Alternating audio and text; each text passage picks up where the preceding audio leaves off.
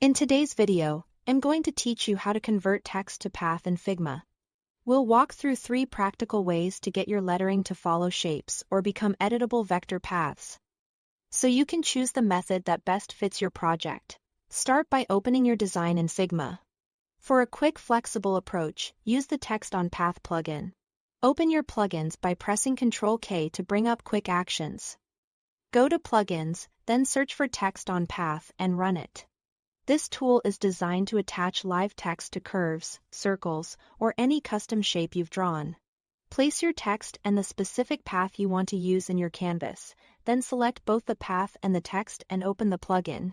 Inside the panel, you can set the text to sit above, center, or under the path, which controls the baseline relative to the curve. Adjust the font size, letter spacing, and overall spacing until your type breathes nicely along the shape. A live preview appears on the left side, so you can see changes before committing.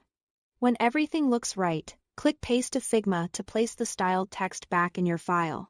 This keeps your text editable while giving you precise control over how it hugs the path. If you need outlines for advanced editing, here is Text to Path by Outlining.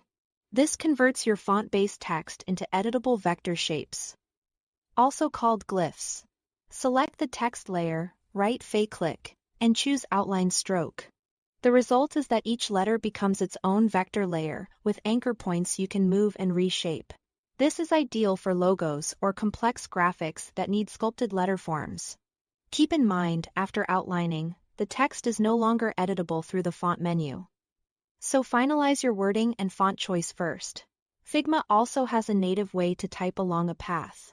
Draw a path, for example, with the pen tool. Then select the text tool, press T, and click right on the edge of the path to start typing. Your characters will follow the curve you drew, which is great for simple badges or circular labels without needing a plugin. You can still style the type as usual using your font settings. That's it. Thanks for watching.